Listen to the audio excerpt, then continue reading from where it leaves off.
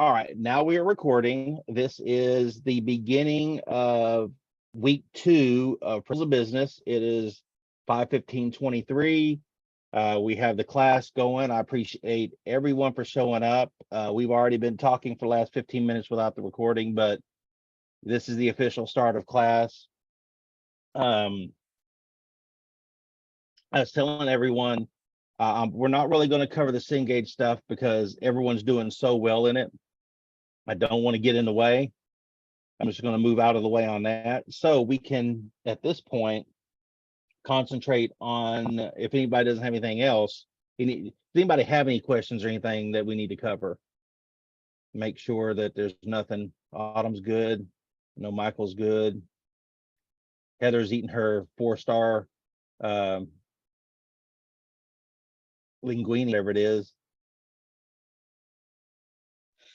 Italian, but I actually got a grilled cheese with French fries. I don't even have a reaction to that.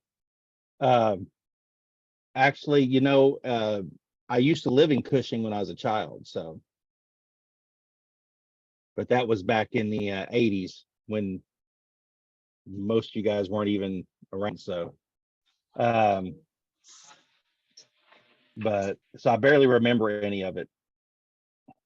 My dad had a little spite there where we went from like Cushing to Garber to Enid, and then we ended up in Texas. So, but so if I remember Cushing again, I'm going to find this 4-star Italian food restaurant and get me a grilled cheese. It's not hard to find. It's right beside the only movie theater. The grilled cheese is excellent. I'm poking fun. I'm sorry. I've had them from coast to coast, and this is the best place I've had them yet. So all right, I'm going to share my screen. Oh, before somebody yells at me. Who yelled at me last time? It was Shay last time for not getting on task.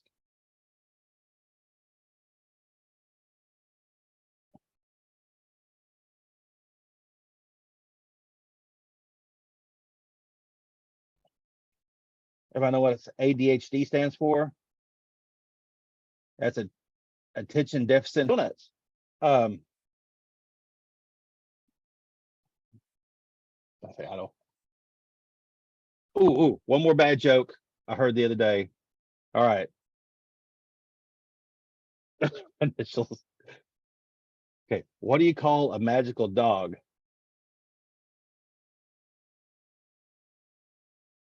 A labracadabrador. Yes.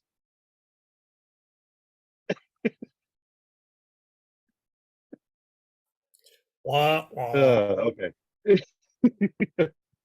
Dad jokes. That's all I got left. All right, so everybody should be able to see my screen. This is the E-myth, entrepreneurship myth. Let's go ahead and look at the video, and then we'll talk about it. And we'll be out of here pretty early because everybody's doing so well. Cameron, let me.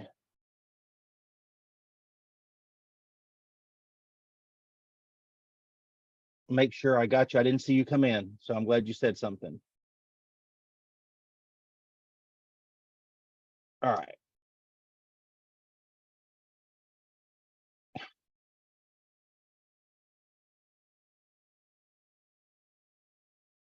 Minimize that. Okay, so I need to make sure I am in my sound. And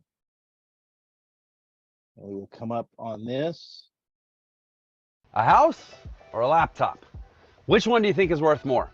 Well, definitely not the house, because it not only costs millions to buy, but you also have to pay thousands to maintain it every month. What?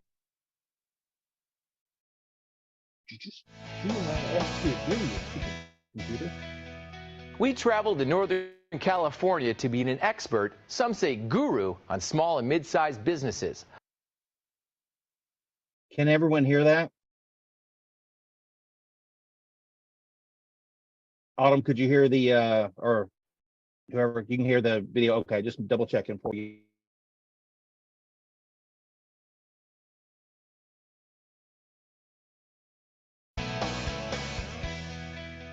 We traveled to Northern California to meet an expert, some say guru, on small and mid-sized businesses. Michael Gerber has written 7 books on the E-Myth and has coached 30,000 business owners on how to build a world-class business. Well, thanks for having us up here, Michael. I guess we'll start with, what is the E-Myth? E-Myth is the entrepreneurial myth. And essentially it says that people who go into business are not the entrepreneurs that everybody believes them to be, but what I've come to know as technicians suffering from an entrepreneurial seizure. So the doctor opens up a medical practice, the attorney a legal practice, the software guy a software business, the hardware guy a hardware business, each of them believing, because they know how to do the work, the software, the medicine, the law, they know how to build a business that does that work.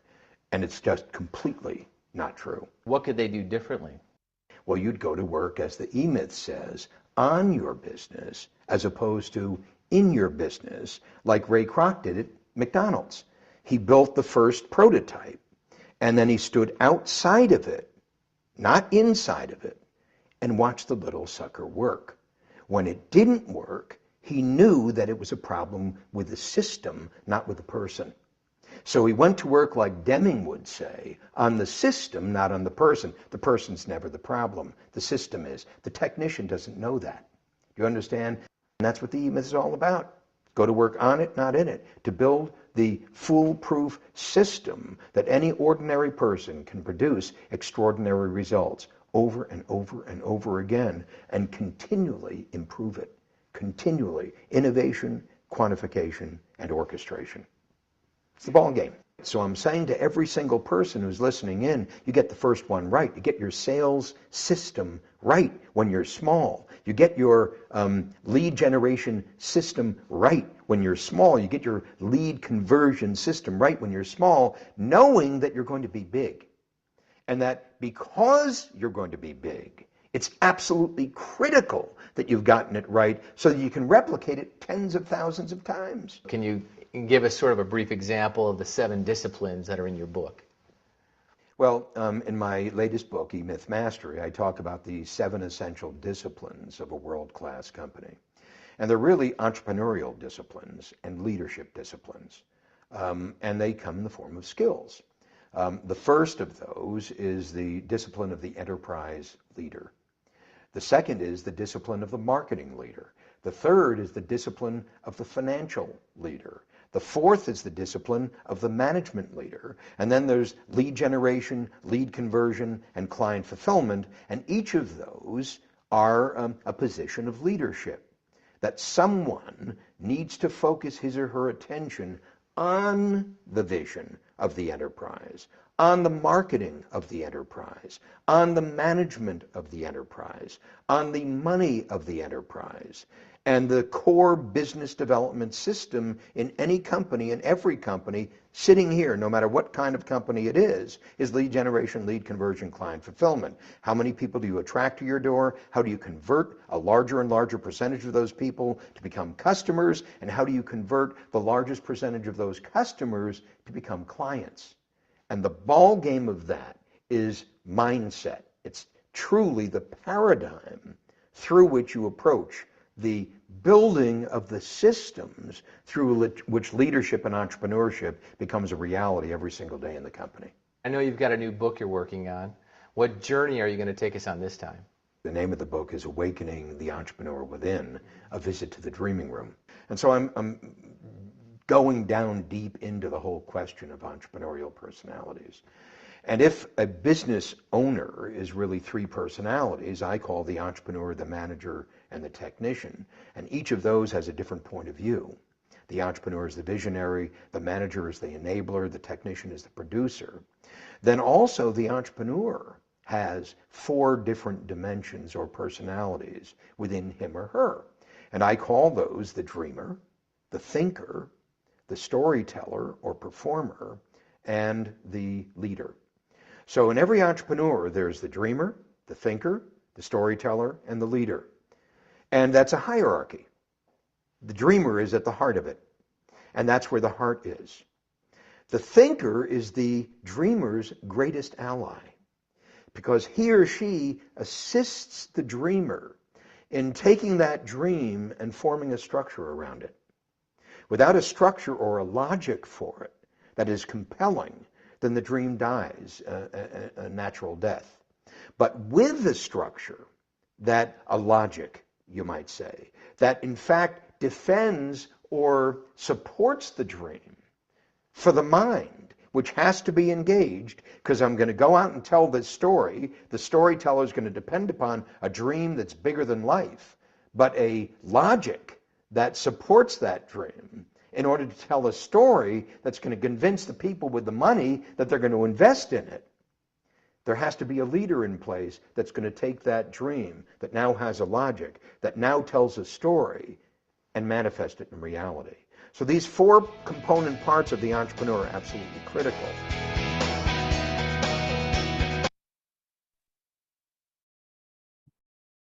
All right. So what do we think? Now, when you do this, now remember, and I didn't change it. Usually I change everything to 300 words, but it's only 200 words for this. So you guys got over pretty easy. And then, and the first question is, what did you learn from this video? Okay. Most people haven't seen this video before, so everything in it's pretty new. In your own words, explain the characteristics of an entrepreneur and why those four characteristics are necessary to succeed as an entrepreneur. And then, are you more an entrepreneur, manager, or technician? Based on your answer in the video, explain why do you think you are what you think you are. That's a mouthful there. So those help as well. Now, whenever I've helped start a few businesses over the past 30 years. In fact, I just sold out, in December of 2022 of the last one.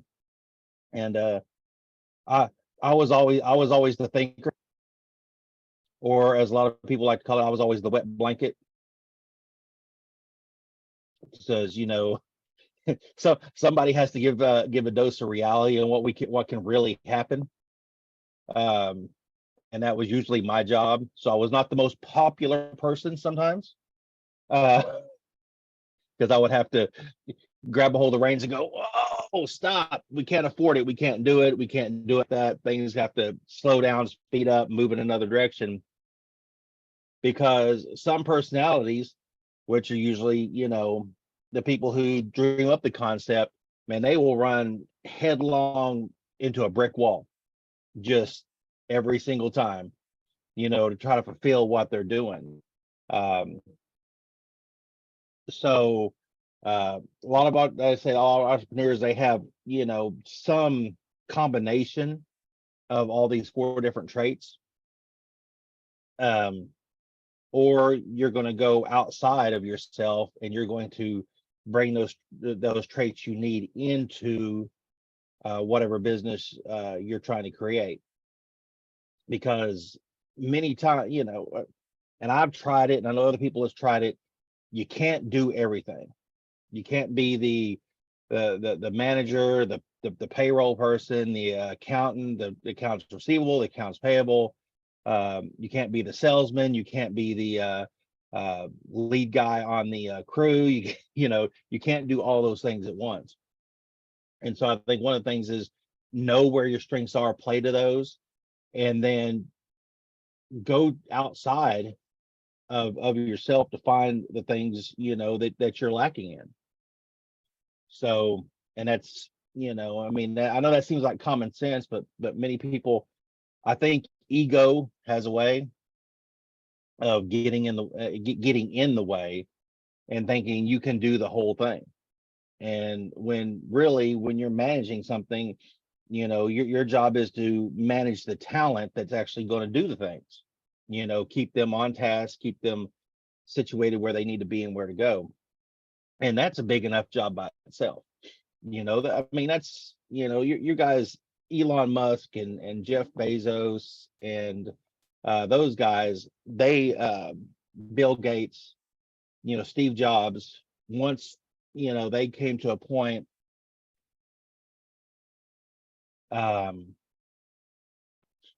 once they came to a certain point in their business, they could not, they have to bring in the outside talent so they can concentrate on what they do. I know, I think Musk does a lot of the engineering stuff.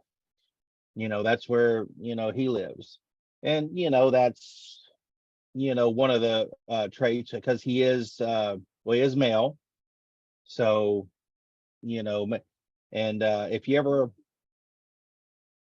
ever look at the personality traits on the spectrum between male and female, you'll find out that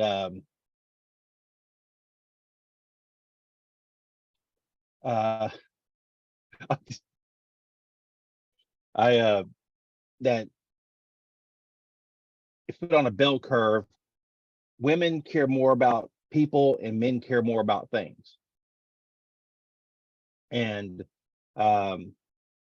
when given the proper choice, when you get all the the societal level pressures off of people where they can just choose whatever career path they want to choose, okay, and the more egalitarian a society is, like in the Netherlands and Sweden and places like that, where they removed a lot of that societal pressures, you'll find that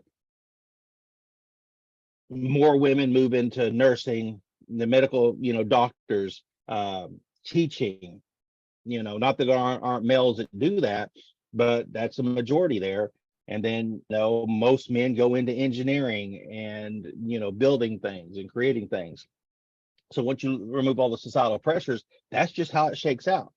That doesn't mean there's not women engineers, and doesn't mean that women can't become engineers because they're not smart enough. Because if you look at the testing, there's really no difference between mathematical ability between men and women.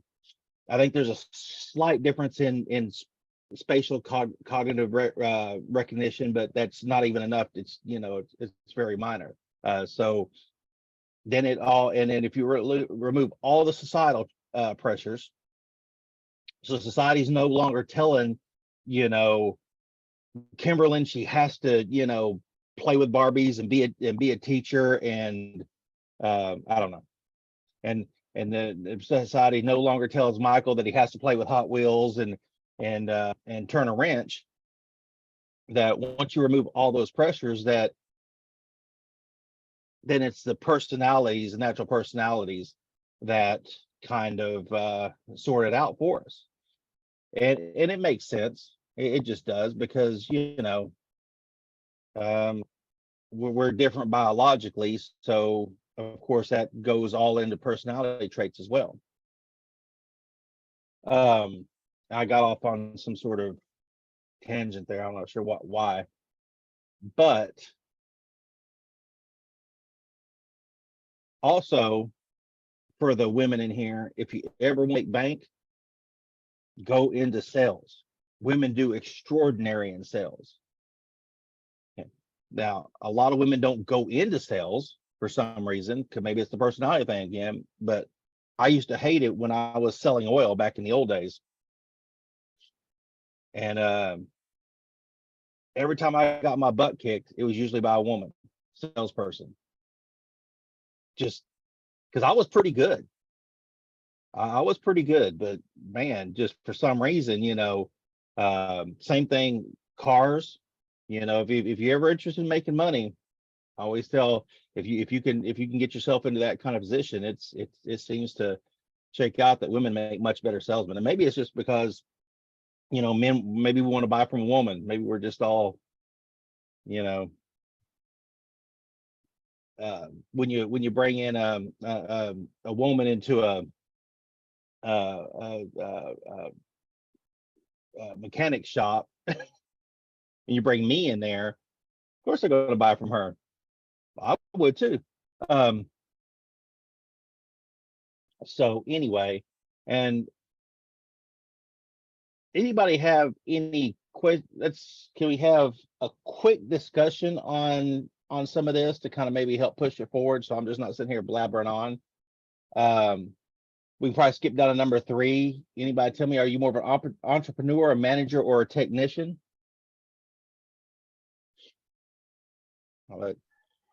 I personally have to step into whatever role is not being fulfilled by somebody else, typically. That's fair. That's fair. Well, oh, go ahead, Heather. I'm sorry. I think I'm more of an entrepreneur. I like the drive. I like with me, I like being accessible. So like mechanics say all the computers crash tomorrow, right? What are you going to fall back on? Back in the old days, they had steam engine tractors. Well, there's hydro resources everywhere. But computers run the world right now. So I want to be accessible. So being an entrepreneur to me is learning as much as I can to build my business so that I'm prepared a little bit more is a position where I feel I sit better at. That's good. I like that. Speaking of which, I believe it's Toyota has a new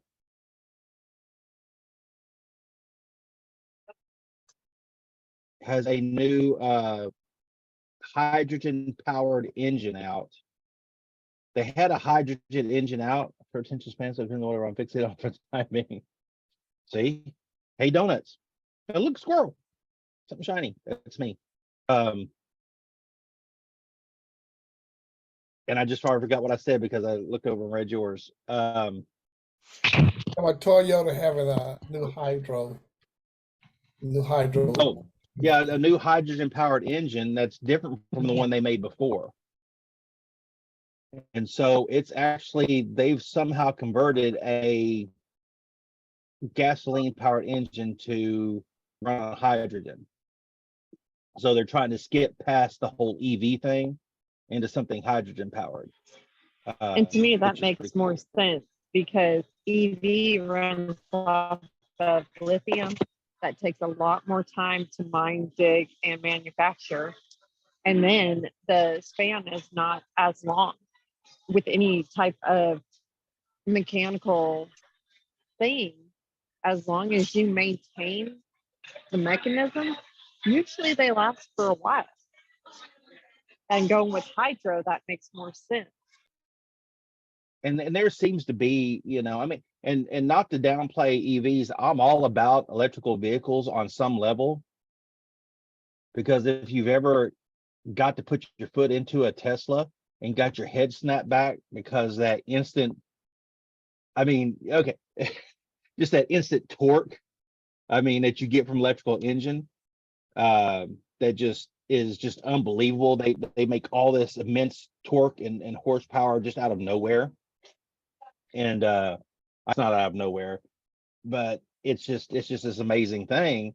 And but there's also, like she said, lithium and graphite and all these other heavy metals that they have to mine, which is just disastrous for the places they mine them. A lot of it comes out of Africa.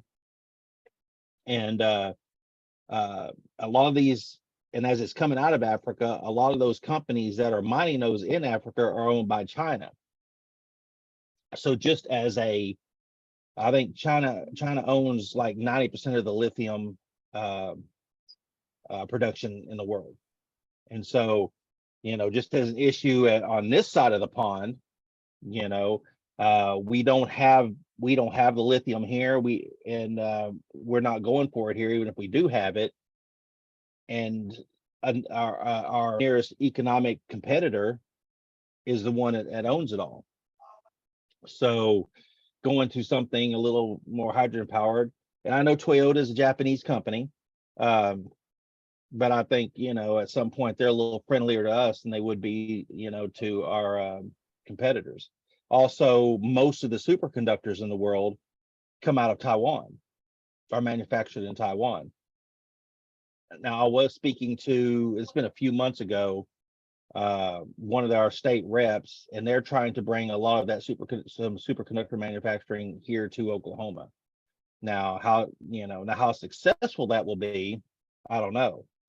I'm not sure if I want Buddy, Leroy, Dwayne Jr. making my superconductors, but um,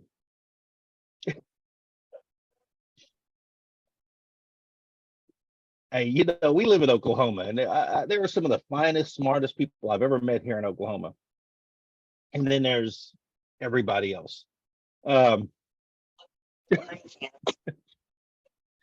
So the Shay admin, Spargo yell at me again.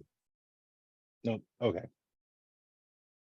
So, but there's going to be a lot of opportunity for that because we have to make computer chips, and everybody needs computers. And we remember what happened when the supply chain got interrupted. When you went to Walmart and there were empty shelves. I mean, anywhere from toilet paper, which, I'm glad my wife always overbuys on toilet paper. We come back and, I got the big roll. I'm holding it, like the big package. I'm holding. I'm like, what are we gonna do with all this toilet paper? We already got half a package in the pantry. And she's like, just shut up and put it up. Okay. Well, that was a good thing for a couple of months. But when our supply chains, and also we have to look at our electrical grid. Okay. Last thing I heard, and it's maybe a little bit out of date, but we actually make 16% less electricity in America than we use. So we're importing electricity because we don't make enough. I didn't hear you, but I saw Autumn go, that's stupid. It is. Problem is everyone wants more electricity. Nobody wants a power plant in their backyard, right? They usually put them out in those places that are open, and not very heavily populated. I know when I worked in North Dakota for a while, there were a ton of electrical coal-fired power plants there, dotted all around the countryside, because there's more people live in Tulsa proper than they do in the state of North Dakota, and it's 100 miles between Walmarts. So they have lots of space to put these things, and a lot of them were they would put them right in the middle of the coal mine, which seems smart. And they would also put ethanol plant there to make ethanol for fuel and everything. But so we're going back to EVs. We're going to need more power plants, more electrical, a nice electrical grid. You should have seen the fall. How many millions of leaves. What was that? I don't think I caught it.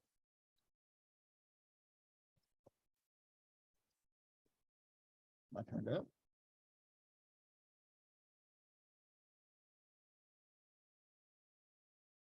And so yeah, and I don't know, wind power helps, hydropower helps, but at the same time, you're depending on the wind or solar power on the sun.